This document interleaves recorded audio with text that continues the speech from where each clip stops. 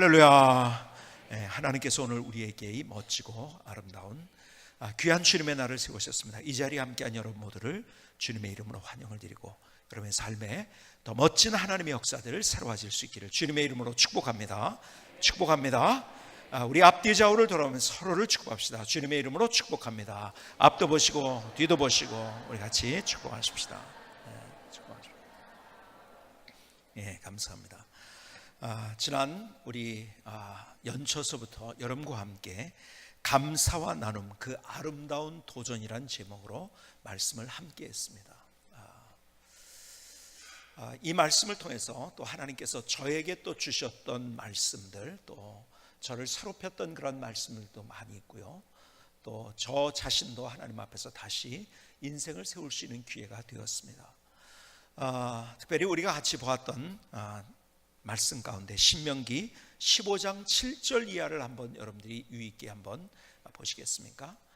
이 말씀을 한번 여러분의 가슴에 담으며 이 말씀을 들으셨으면 좋겠습니다. 신명기 15장 7절은 이렇게 말씀합니다. 내 하나님 여호와께서 내게 주신 땅 어느 성읍에서든지 가난한 형제가 너와 함께 거주하거든 그 가난한 형제에게 내 마음을 완악하게 하지 말며 내 손을 움켜쥐지 말고 반드시 내 손을 그에게 펴서 그에게 필요한 대로 쓸 것을 넉넉히 구워주라. 10절입니다. 너는 반드시 그에게 줄 것이요 줄 때에는 아끼는 마음을 품지 말 것이니라. 이로 말미암아 내 하나님 여호와께서 내가 하는 모든 일에 내 손이 닿는 모든 일에 내게 복을 주시리라. 아멘. 하나님께서는 우리에게 인생을 어떻게 살아야 될지 하나님의 법칙, 또 하나님의 원리, 하나님의 순서를 우리에게 이야기합니다. 세상이 주는 순서와 다른 거죠. 그렇죠? 세상은 움켜쥐라고 먼저 얘기를 합니다. 그래야지 너 나눌 수 있지 않느냐. 근데 성경은 반대로 얘기합니다. 여러분, 그렇게 살면은 많이 소유해도 결국 그 소유 속에서 행복을 경험하지 못합니다. 성경은 반대로 얘기합니다. 너희들이 먼저 나누어라. 그 세상이, 하나님의 법칙은 세상과 너무 반대입니다. 그럴 때 내가 누구인지를 너희들이 경험할 수 있다. 그래서 이것이 인생의 선순환인 것입니다. 올해 초서부터 이 말씀을 나눔에 관한 이야기를 같이 저도 묵상하라고 생각하면서 또 하나님께서 새롭게 도전하시게 하신 많은 것들이 있었어요. 또 과거의 저의 인생의 흔적들을 볼 때 하나님께서 얼마나 멋지게 인도하셨는가. 그것은 시작이 어디에서부터였냐면 다 나눔서부터였더라고요. 저는 정말 그런 간증들을 너무 많이 가지고 있어요. 그런 간증을 또 너무 많이 하면은 목사님 자랑하네 그럴까 봐 제가 다 얘기하지 못하는 수많은 사연들도 있어요. 닫혔던 일들, 막혔던 일들이 다 어디서부터 가만히 시작이 되면 그것은 열려지고 그것이 뚫혀지는 그러한 시초는 나눔으로부터 시작이 됐더라고요. 얼마나 놀라운 하나님의 역사들이 내 안에서, 내 삶 속에서, 내 삶의 발자국 속에서 경험됐는지. 하나님의 원리는 분명합니다. 나눌 때 먼저 내가 너에게 더 아름다운 것들을 너에게 채워주겠다. 다시 오늘 신명기 15장의 말씀을 다시 한번 7절의 말씀을 가슴에 한번 담아봅시다. 내 하나님 여호와께서 내게 주신 땅 어느 성읍에서든지 가난한 형제가 너와 함께 거주하거든 그 가난한 형제에게 내 마음을 완악하게 하지 말며 내 손을 움켜쥐지 말고 반드시 내 손을 그에게 펴서 그에게 필요한 대로 쓸 것을 넉넉히 구워주라. 10절입니다. 너는 반드시 그에게 줄 것이요 줄 때는 아끼는 마음을 품지 말 것이니라. 이로 말미암아 내 하나님 여호와께서 내가 하는 모든 일과 내 손이 닿는 모든 일에 내게 복을 주시리라. 아멘. 아멘. 이것이 하나님의 원리고 하나님이 우리 가운데 어떻게 경험되어지는지 가르쳐 주시는 하나님의 말씀인 거예요. 그래서 제가 많은 간증들도 그동안 들었고요. 특별히 우리가 각자의 삶의 영역 속에서 이러한 삶을 살아가지만 또 우리 교회가 함께 마음을 모두어서 함께 우리가 가장 어쩌면 소외된 분들, 여러분 제일 가만히 보면 불쌍한 분들이 은퇴하신 분들이에요. 왜 그런지 아세요? 여러분 장로님, 집사님들, 또 권사님들, 또 성도님들은요 은퇴해도 교회 그대로 다니십니다, 대부분. 근데 대부분 은퇴하면은 그 교회를 떠나야 됩니다. 왜냐하면 있게 되면은요, 교회가 리더십에 문제가 생깁니다. 그래서요, 있던 것 다 놓고 교회를 떠나는 것에다가 사실은요, 저희 교단을 제가 조사해 봤더니 거의 90%가 아무런 대책 없이 떠납니다. 참 어렵게. 근데 우리가 함께 이것을 모두고 우리의 에너지를 많은 것들 중에서 이것을 집중해서 함께 도우며 할 수 있다는 것이 얼마나 가장 감사한 일인지요. 오늘 이번 주 헌금까지 해서 우리가 그걸 다 모아서 이제 교단에 우리가 보내게 됩니다. 그리고 그 운동을 시작하게 됩니다. 물론 이것을 떠나서 또 여러분의 삶 속에서 하나님께서 내게 이렇게 인도하셨다는 그런 간증을 나눔을 통해서 이렇게 역사하셨다는 간증을 들을 때 얼마나 참 감사한지요. 자, 그런데요, 여러분 오늘 역사 이야기를 조금 하려고 합니다. 특별히 침례교단의 역사를 여러분에게 말씀드리려고 하는데요, 여러분 역사가 굉장히 중요합니다. 저는 그래서 목사가 될 사람들에게 제가 요즘 계속 이야기를 합니다. 그러면 대학을 전공을 역사를 해라는 이야기를 제가 많이 요즘 권면을 합니다. 역사를 통해서 인문학이 나오는 거고요, 역사를 이해하지 못하면 인문학도 없고요, 역사를 이해하지 못하면 성경도 없습니다. 성경은 역사와 연관이 되어 있기 때문에. 근데 어쨌든 여러분들이 지금 우리 교회 성광교회에 있게 된 것, 그 이유는 다양한 이유들이 있어요. 그렇죠? 그리고 여러분들이 아는 이유가 있어요. 그런데 또 여러분이 모르는 이유도 있습니다. 여러분들이 모르는 이유, 하나님께서 역사의 한 줄기를 이렇게 이어오신 거예요. 그래서 오늘 우리가 이 자리에 있게 된 거예요. 그 이야기를 여러분에게 잠깐 드리려고요. 여러분, 침례교회의 역사를 보면은요, 사람들은 예를 들어서 감리교회를 누가 만들었습니까? 웨슬레입니다. 딱 답이 나와요. 장로교를 누가 만들어서 칼뱅입니다. 뭐 이렇게 답이 나오는데, 루터교회는 누군가요? 루터입니다. 이런 얘기들이 딱 나오는데, 그러면요, 여러분들이 이런 질문을 받았어요. 침례교회는 누가 만들었어요? 어떻게 만들어졌죠? 뭐라고 설명하시겠습니까? 여러분, 그냥 가장 쉬운 답은 설명이 안 돼요. 그러면 돼요. 왜 그런지 아세요? 누가 만들었다는 사람들이 사실은 정확히 없어요. 이게요, 침례교의 독특성입니다.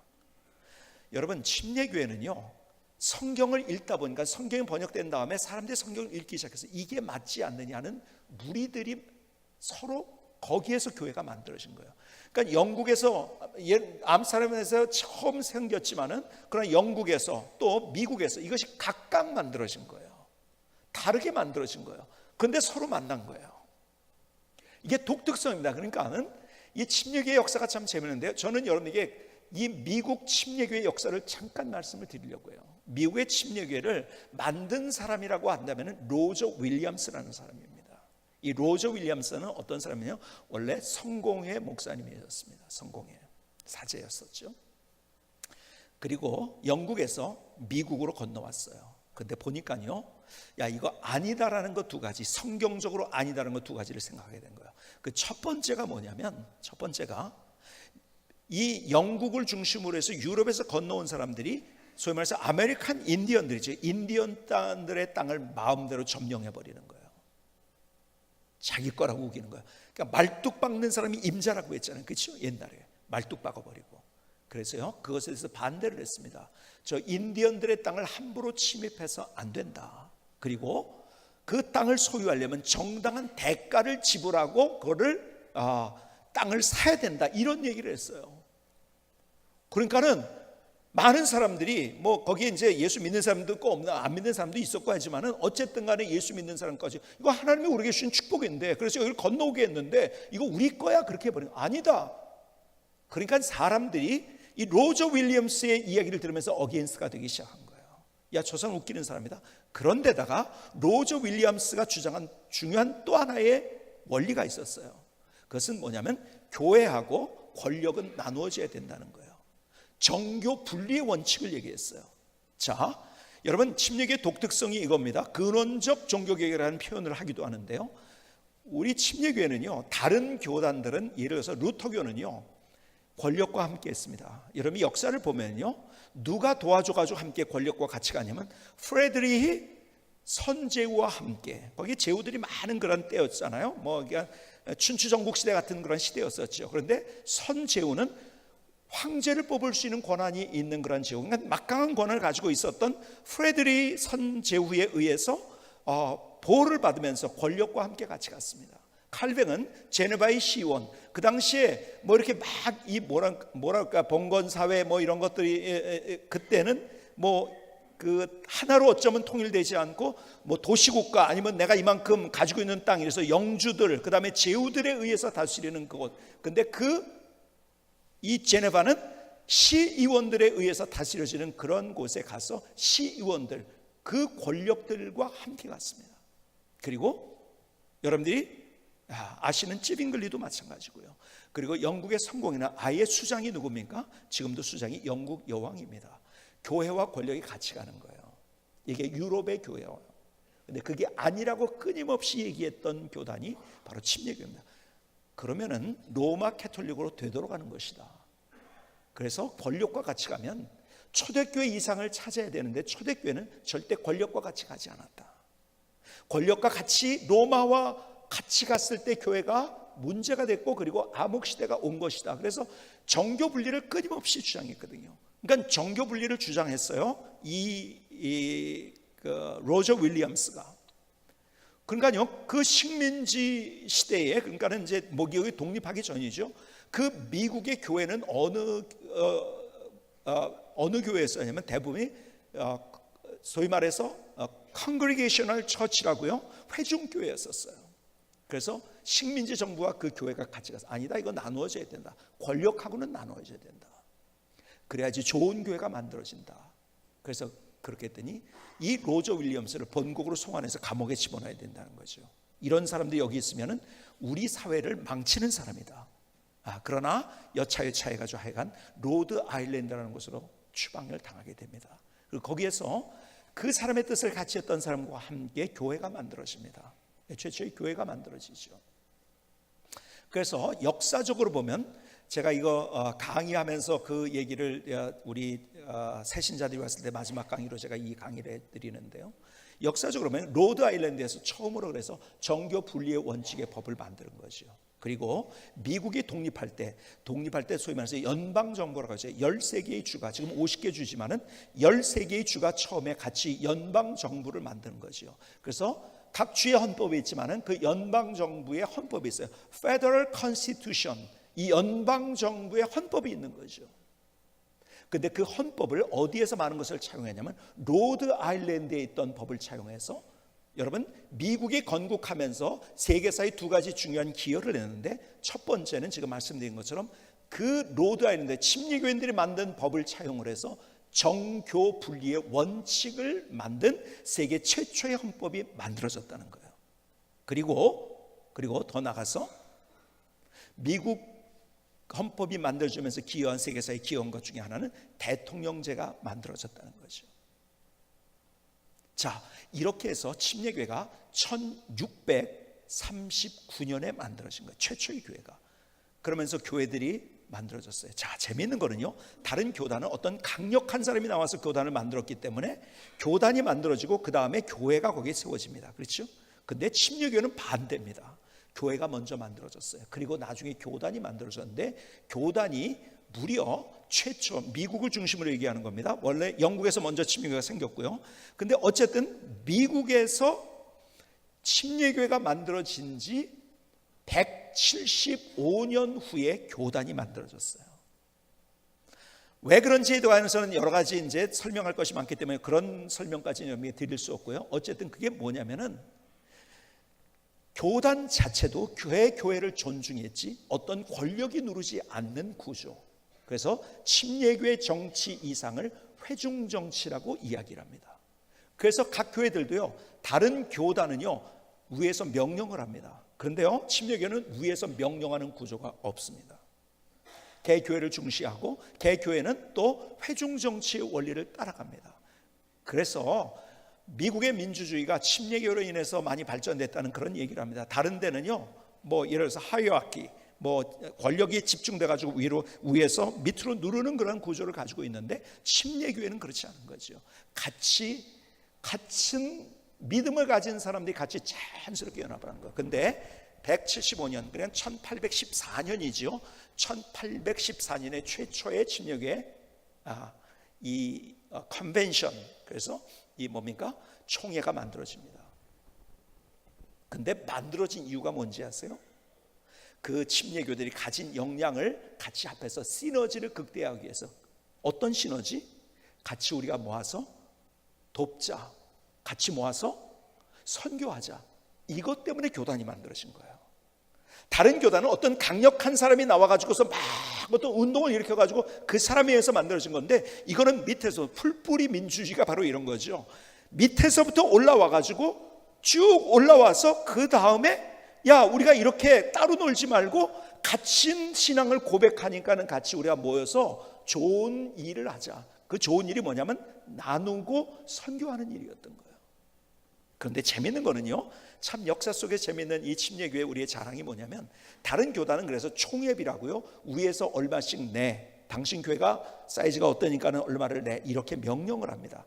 모든 교단이 다 그렇습니다. 그런데 침례교회는요, 같이 모여가지고 명령하는 구조가 아니라 같이 우리가, 총회비가 아니에요. 저희는 협동비라고 이야기를 합니다. 같이 우리가 모으자. 근데 그 협동비가 자발적인 거잖아요. 근데 훨씬 더 많이 되는 거예요. 그래서 지금 미국에서 어떤 구호나 재난에 교단적으로 볼 때 제일 많이 하는 교단이 어디냐면 침례교입니다. 여러분, 해외 선교를 제일 많이 하는 거는 어떤 교단도 따라올 수 없는 그러한 것들. 자, 이제 뭐 역사를 얘기하자면 기니까요.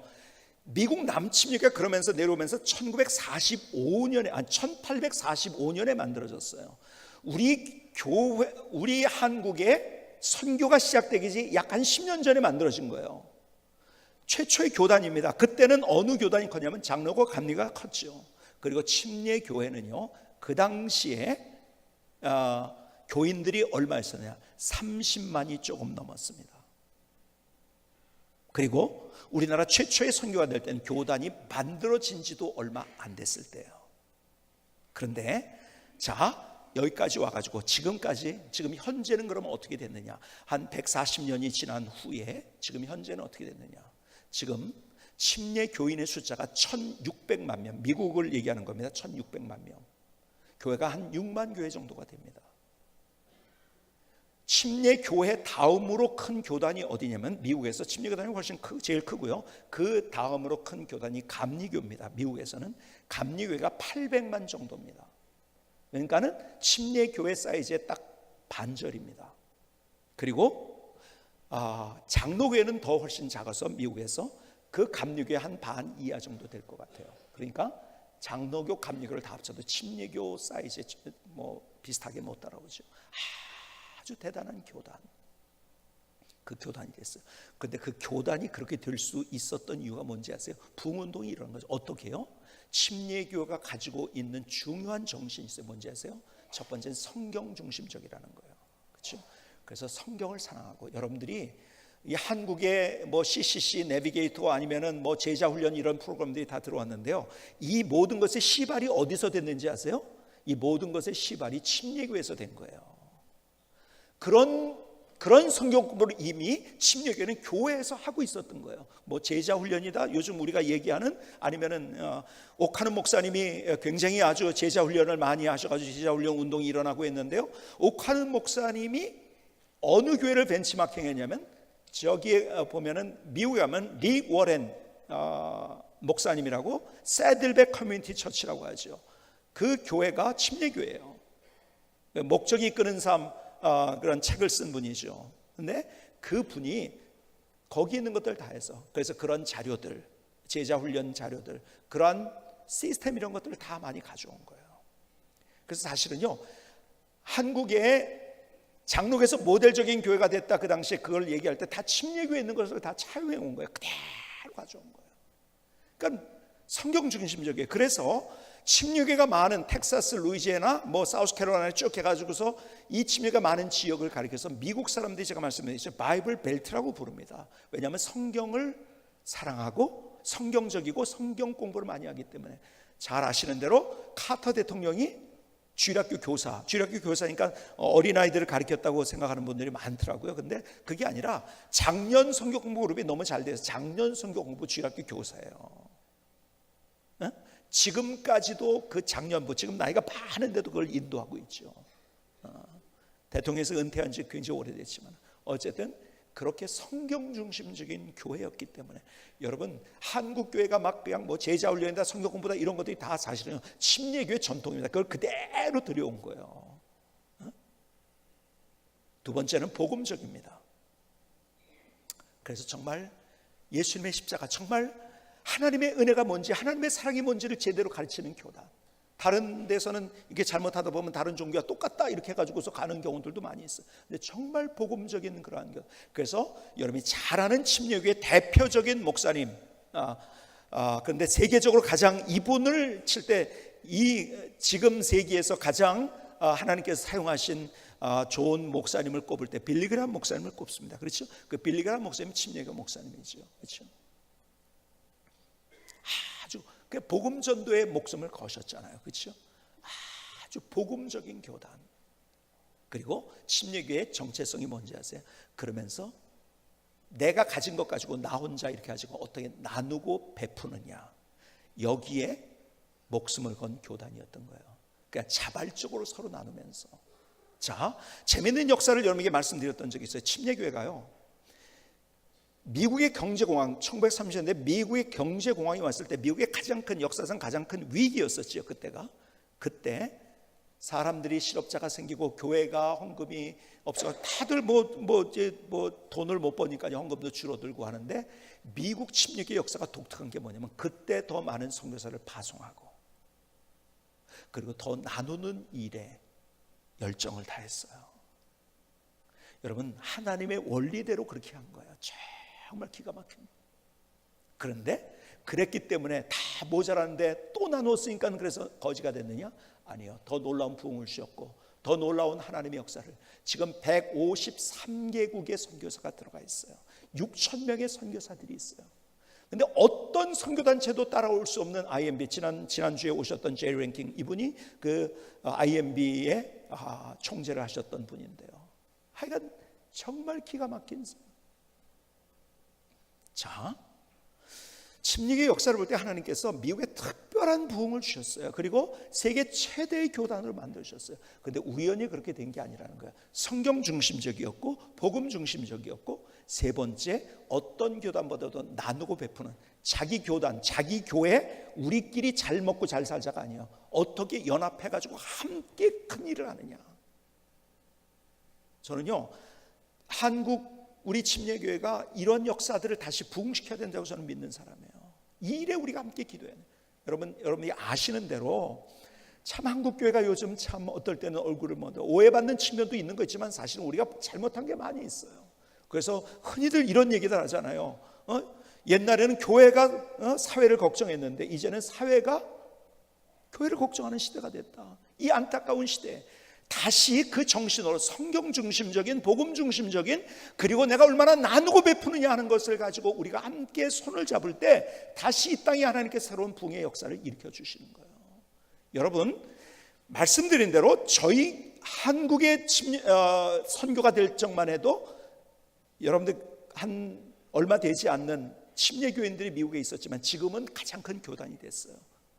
그 이유가 바로 그건데, 바로 그러면서 여러분, 해방과 더불어서 미국의 침례교회가 교단적으로, 사실은 개별 선교사가 들어와서 침례교회를 처음에 시작했지만은 아주 미약했지요. 그러다가 교단적으로 들어와서 선교를 하기 시작했어요. 그게 이제 우리 해방 이후의 일이지요. 그러니까 침례교회 역사는 어떤 면에서 굉장히 사실상은 짧은 역사를 가지고 있는 거죠.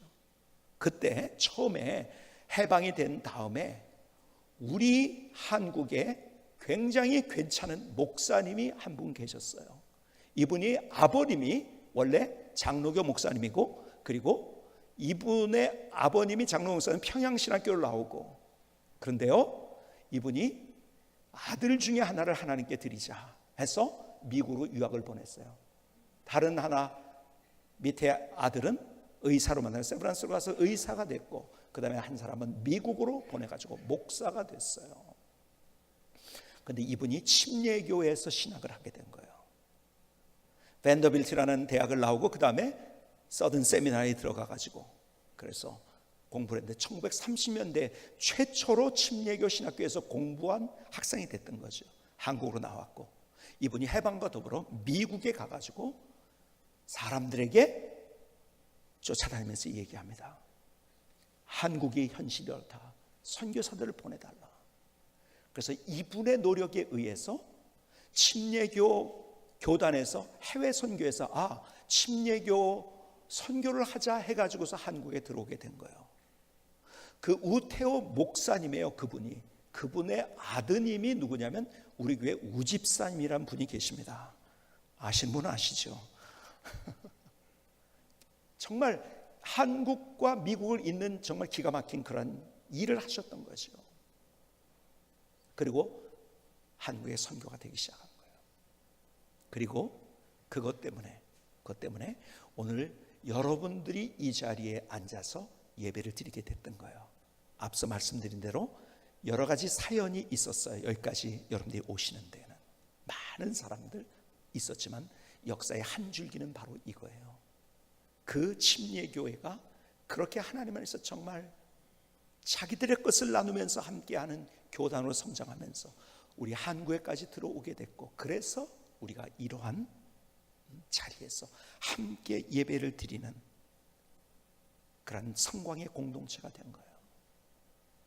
하나님은요, 그 역사의 줄기 속에 우리를 여기까지 세우셨어요. 자, 그런데요, 오늘 제가 다시 말씀드린 그 역사 속에서 볼 수 있는 거, 하나님이 어떤 사람을 사용하는가, 어떤 교단을 사용하는가, 어떤 교회를 사용하는가. 나 혼자 잘 먹고 잘 사는 게 아니라, 내가 더 얼마나 많이 가지냐가 아니라, 내가 가진 것을 얼마나 더 나누냐, 베푸느냐. 이런 사람, 이런 교회, 이런 교단을 하나님이 사용하신다는 거예요. 자, 침례교회는요, 미국에서 여러분이 아시는데 제가 한번 설명드렸는데, 그래서 주류 교단이 아니었어요. 소위 말해서 미국에서 메인스트림이라고 하는데 메인스트림이 아니었었어요. 그런데 이제는 미국의 부흥을 주도하고 다른 교회들은 다 주는데 미국의 가장 영적인 영향력을 주는 교단이 된 거예요. 왜요? 나누었기 때문에. 왜요? 베풀었기 때문에. 하나님이 사용하신 거예요. 역사의 물줄기 속에서 하나님께서 누구를 사용하시는가 분명하게 우리에게 또 보여주고 있는 거 아니겠습니까? 그런데요, 오늘 여러분들에게 마지막 결론적으로 나눔에 대한 이야기를 하면서, 그런데요, 남침육에 그렇게 했던 것처럼, 선교 때문에 모여졌고 선교 때문에 모든 것들 했던 것처럼, 여러분 가장 아름다운 나눔이 뭔지 아세요? 가장 아름다운 나눔, 가장 큰 나눔이 뭔지 아세요? 하나님의 사랑을 나누는 거예요. 이것처럼 큰 나눔은 없습니다. 여러분, 여러분의 옆에 있는 사람에게, 여러분 돈이 좀 있어, 2억이 있어, 예를 들어서 너무 불쌍해, 그래서 1억을 뚝 띄워줬어. 근데 그것 때문에 그 사람이 이상해졌어요. 뭐 예수도 안 믿고 자기가 잘 된다고, 그래서 지옥 갔어요. 그럼 뭐예요? 여러분, 그 나눔은요, 그 나눔은 좋은 나눔이 안 됐던 거죠. 그렇죠? 진짜요, 우리는요 인생을 너무 앞에만 봐요. 세상은 우리에게 그렇게 만들거든요. 앞에 있는 당장 뭐가 좋으냐를 따져요. 아니에요. 우리가 큰 그림을, 저는 늘 얘기합니다. 우리 사역자들한테도 얘기하는 것이 큰 그림을, 자꾸 앞에 있는 거 보다가 더 큰 걸 놓쳐버리는 거예요. 큰 그림을 그려라. 우리 인생의 큰 그림을 그려야 돼요. 여러분, 우리가 도와주는 거 열심히 해야 되지만 정말 우리가 나누는 것 가운데 가장 기가 막힌 나눔, 내가 정말 하나님의 사랑을 알았다고 한다면 그 하나님의 사랑을 나누는 거예요. 여러분, 우리는 예수 그리스도의 보혈의 공로로 우리의 모든 죄가 용서해요. 여러분, 우리의 가장 근원적인 문제는, 아무리 우리가 애써 부정한다 할지라도 가장 근원적인 문제는 죄의 문제입니다. 교회 갔더니 무슨 내가 죄인이냐고, 나 열심히 살았는데. 어느 날 제가 신방을 하는데 얼마 전에 그 아이가 그 할머니한테 전도를 하는 거예요. 막 아직 글도 모르는 아이가 어떻게 그렇게 전도를 잘하는지. 예수 믿어야 된다고, 회개해야 되고 예수 믿어야 그 천국 가셔야 된다고 막 전도를 하는 거야. 야, 나는 그냥 내가 무슨 잘못한 것도 없는데, 죄도 없는데 왜 내가 회개해야 된다고 그러냐. 그랬더니 초등학교도 들어가지 않은 아이가 뭐라고 그냥 금방 그렇게 대답을 해요. 하나님 안 믿는 게 죄예요, 그러는 거예요.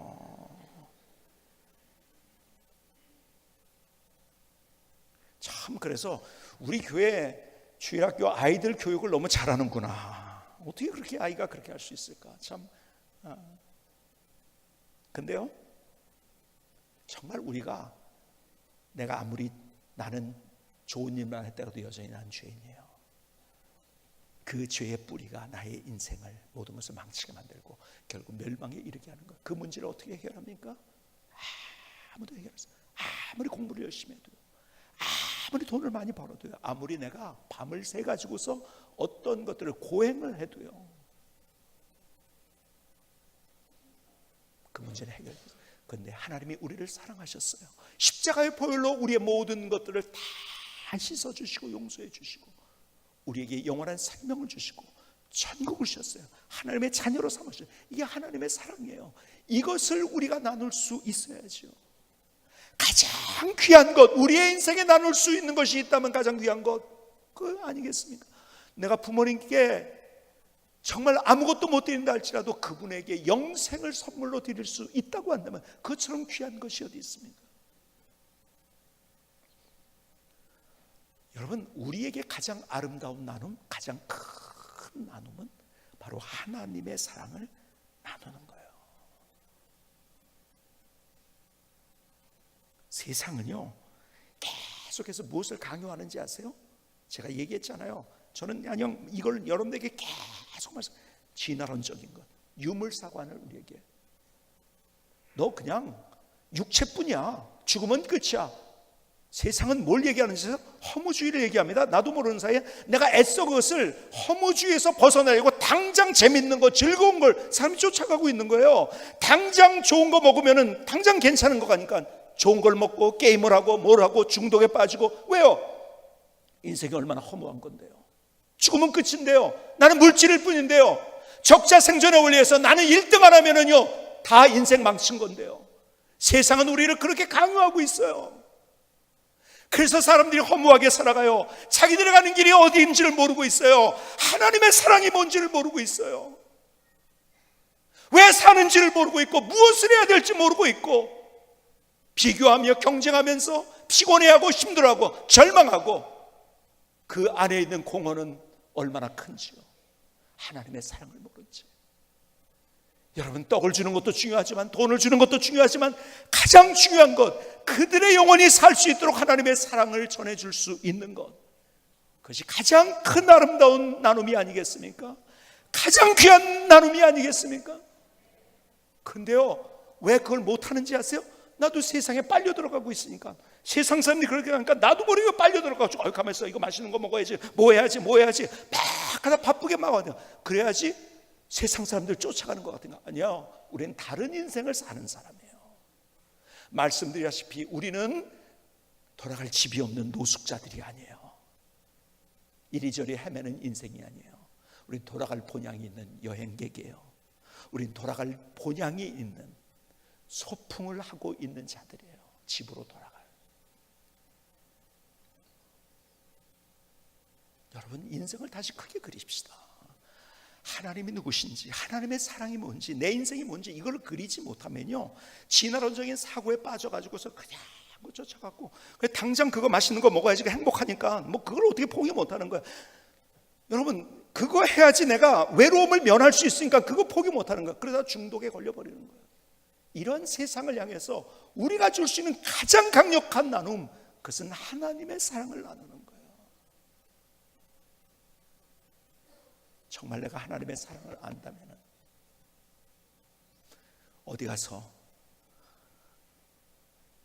맛있는 걸 먹어도 그 집에 10,000원인데 20,000원짜리 먹은 것 같으면 막 거품 누르고 얘기하는데 그것과 비교할 수 없는 얘기잖아요.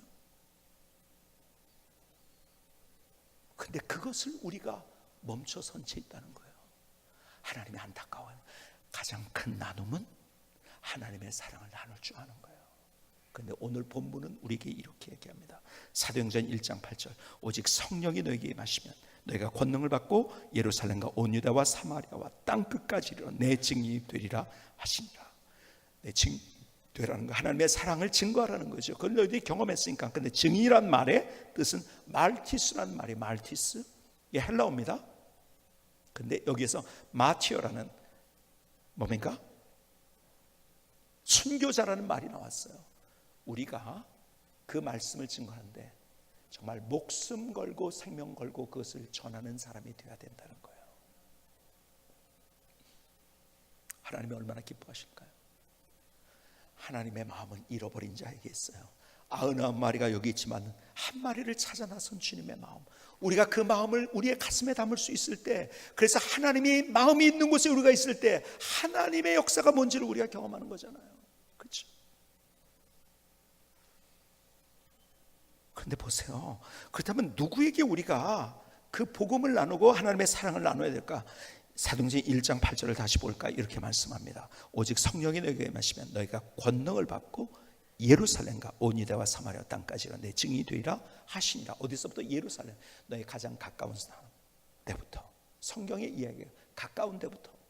여러분, 마태복음 10장은요 이렇게 얘기합니다. 2절에 이렇게 12 제자들을 세우시고 이렇게 하십니다. 12 사도의 이름은 이러하니 베드로라는 시몬을 비롯하여 그 형제 안드레와 세베대 아들 야고보와 그 형제 요한, 빌립과 바돌로메, 도마와 세리, 마테, 알페요 아들 야고보와 다데오, 가나안인 시몬 및 가룟 유다 곧 예수를 판 자라. 5절, 예수께서 이 12를 내보내시며 명하여 이르시되 이방인의 길로도 가지 말고 사마리인의 고들에도 들어가지 말고 오히려 이스라엘 집에 잃어버린 양으로 가라. 가면서 전파하여 말하되 천국이 가까웠다 하고.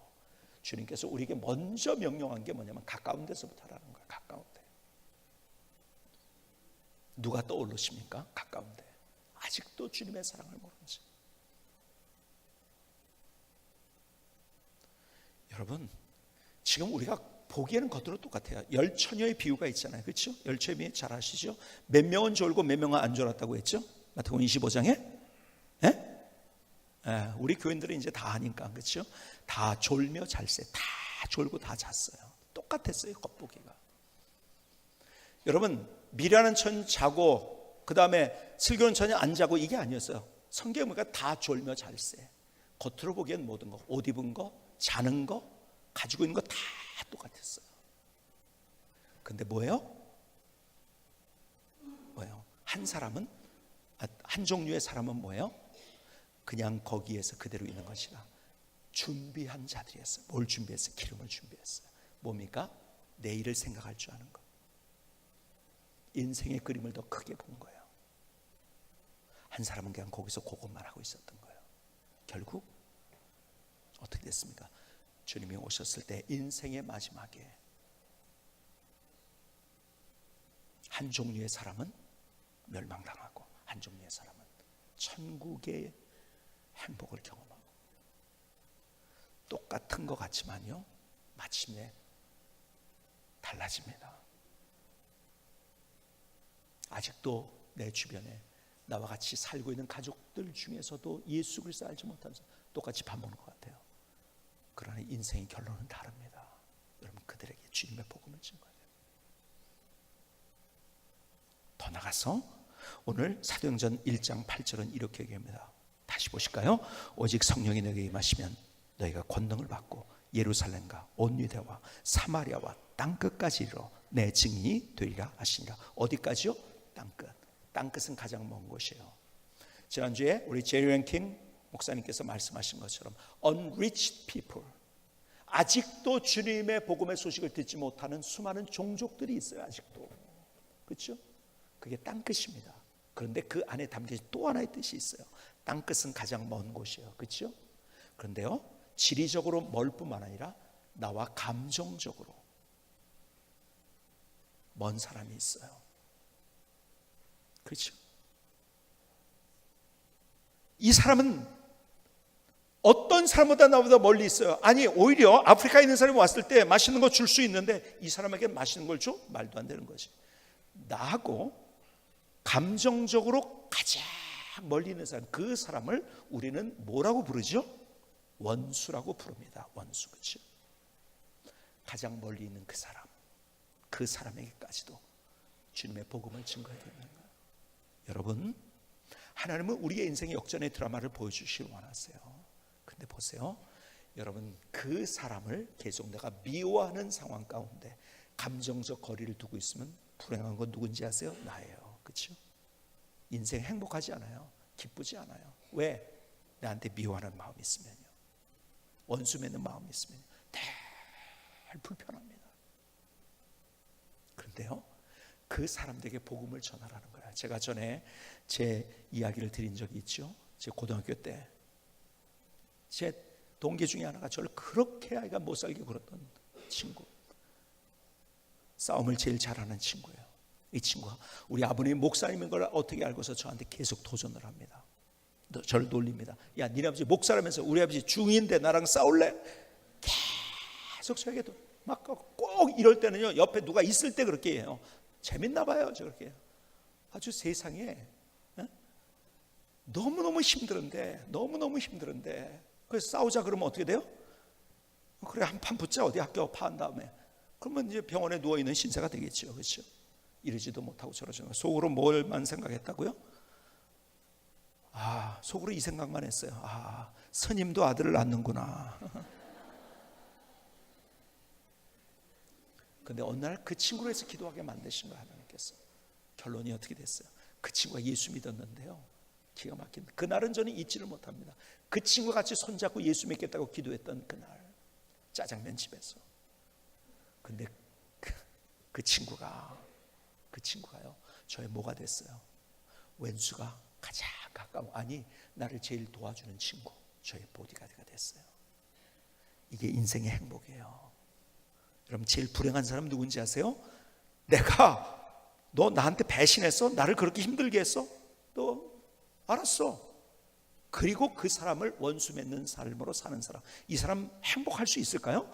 그 사람 절대 평생 동안 행복하죠. 그리고 그런 사람이 행복한 인생을 살았다는 얘기를 제가 들어본 적이 있어요. 들어본 일이 있다고 한다면 저게 찾아와서 좀 얘기해 주시기 바랍니다. 근데 하나님의 드라마는 이거예요. 그게 기적인 거죠. 그 사람이 변화가 되는 거예요. 그리고 그 원수가 나와 가장 가까운 사람. 이것처럼 여러분 인생 중에서 가장 기가 막힌 것은 사람의 변화를 경험했을 때가요, 굉장히 기쁘고 감사한 거예요. 여러분, 목사가 된다는 것 저는 누구든지 말립니다. 목사 절대 하지 말라고. 쉽지 않은 일이라고. 저는 다 쫓아다니면서 말리고, 저희 교회에 있어요, 자기 신학교 가겠다는, 제가 말렸어요. 다 말렸어요. 잘못하면 당신도 힘들고 남도 힘들고 이거 힘든 일이다. 여러분, 목사 되려고 하지 마세요.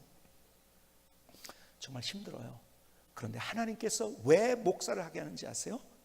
하나님께서 힘들지만 이것을 통해서 사람이 변화되는 스토리를 보게 하시니까요. 이게 기쁨인 거예요. 감사한 거예요. 감격인 거예요.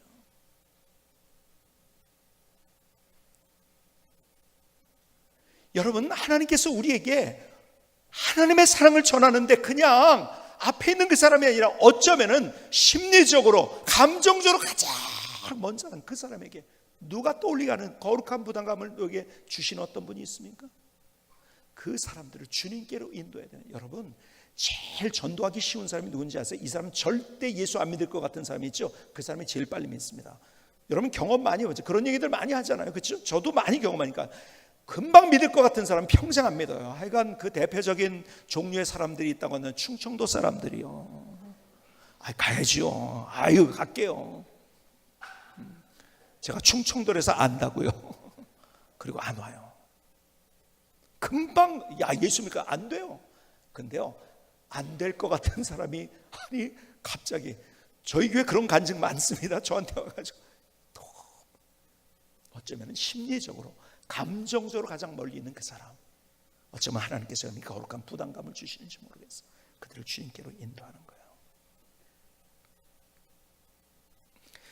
7월 2일 여러분에게 말씀드린 대로, 광고에 나온 대로 우리가 그날은 나의 소중한 사람을 위해, 그래서 우리는 이렇게 발음합니다. 702, 7월 2일을 잊지 말라고.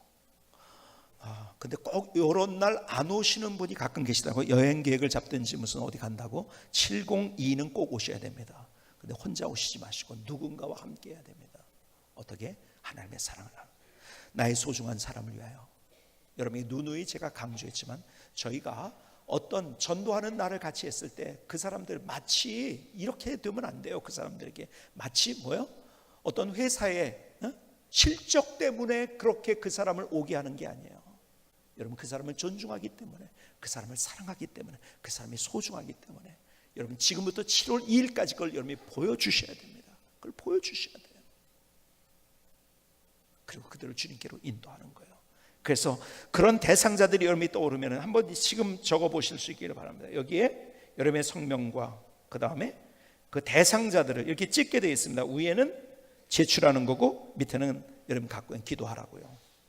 그래서 여러분들이 전화번호 모르면 그냥 못 써도 괜찮습니다. 이름을 쓰시면 우리가 같이 중보기도를 하게 되니까요. 이것을 가지고서 명단을 가지고 같이 기도. 그리고 여러분에게 이것을 광고 시간에 말씀드린 것처럼 이거는 자석이 뒤에 있습니다. 그래서 어디다 붙여놓을 수 있어요. 냉장고 같은 데 붙여놓으시고 기도하시고요. 그 다음에 헌신 카드는 전도 헌신, 이것은 우리가 함께 모여서 하는 전도 나오는 겁니다. 그 다음에 기도 헌신, 내가 정해진 나의 처소에서, 아니면은 매주 목요일 2시에 나와서, 아니면 물질로 내가 이렇게 하겠습니다. 여러분이 함께 하실 수 있길 바랍니다. 가장 큰 나눔, 가장 아름다운 나눔이 있다고 한다면 그건 하나님의 사랑을 나누는 거예요. 그건 1억 원, 2억 원을 주는 것과 비교할 수 없는, 100억 원을 주는 것과 비교할 수 없는 기가 막힌 나눔인 거예요. 내가 정말 하나님의 사랑을 알았다면 내 주변에 있는 그 사람에게 이 하나님의 사랑을 나눌 수 있어야죠. 한번 두 주먹을 한번 줘봅시다. 저를 따라서. 제가 702 하면은 여러분들이 주먹을 가장 702 하면 뭐죠? 나의 소중한 사람을 위하여. 702 하면은 제가 여러분의 나의 소중한 사람을 위하여 하는 겁니다. 한번 쫙 이렇게 아니고 쫙 한번 잘 맞춰 보십시다. 702 나의 소중한 사람을 위하여. 다시 한번 702 나의 소중한 사람을 위하여. 여러분, 그 사람들을 가슴에 담고 우리가 같이 기도할 때 어쩌면은 여러분의 인생에 하나님이 가장 기뻐하시는 그 일인 거예요. 같이 일에 도전하는, 우리가 나눔의 삶을 살 때 하나님의 사랑을 나누는 가장 아름다운, 가장 큰 나눔으로 하나님 앞에 세우는 인생이 될 수 있기를 주님의 이름으로 축복합니다. 김승기 선교사님의 찬양을 들으시겠습니다.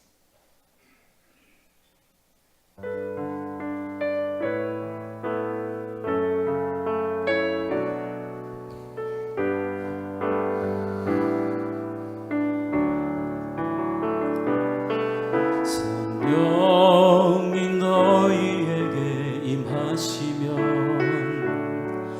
너희가 권능을 받고 예루살렘 온 유대와 사마리아 땅 끝까지 이르러 나의 증인이 되리라. 가장 아름다운 나눔, 진짜 사랑의 나눔, 그것은 주님의 증인이 되는 것. 가장 아름다운 나눔, 가장 큰 사랑의 나눔은 생명을 살리는 나눔. 성령이 너희에게 임하시면 너희가 권능을 받고 예루살렘 온 유대와 사마리아 땅 끝까지 이르러 내 증인이 되리라. 가장 아름다운 나눔, 진짜 사랑의 나눔, 그것은 주님의 증인이 되는 것. 가장 아름다운 나눔, 가장 큰 사랑의 나눔은 생명을 살리는 나눔, 생명을 살리는 나눔. 아멘. 하나님, 나의 고백입니다. 하나님, 나의 노래입니다. 나의 결단입니다. 나를 받아 주시옵소서. 엘리 위즐이라는 사람이 이런 이야기를 했어요. 사랑의 반대는 증오가 아니라 무관심이다. 교육의 반대는 무지가 아니라 무관심이다. 아름다움의 반대는 추함이 아니라 무관심이다. 삶의 반대는 죽음이 아니라 삶과 죽음 모두에 대한 무관심이다. 다시 그 관심을 회복하십시다. 여러분, 생명을 구하기 위해서는 생명을 걸어야 돼요. 주님께서 내 증인, 목숨 건 마음으로 그 일을 하라고 주님이 말씀하신 거예요. 그리고 주님께서는 우리를 살리시기 위해서, 생명을 살리기 위해서 생명을 걸어주신 거예요. 십자가에서. 오늘 그 마음으로 주님 앞에 우리의 삶을 다시 결단하십시다. 하나님, 내가 생명을 살리기 위해서 생명을 거는, 정말 그 사람을 내 가슴에 두고 내가 주님의 손에 올려드리며 함께 기도하며 주님께로 인도하는 별과 같은 인생 되기를 소원합니다. 이것이 우리의 고백이 되고, 그 아름다운 나눔을 통해서, 그 가장 고귀한 나눔, 가장 큰 나눔을 통해서 하나님이 누구신지를 경험할 수 있기를 주님의 이름으로 축복합니다. 기도하시겠습니다. 조용하지만 뜨거운 기도를 주님 앞에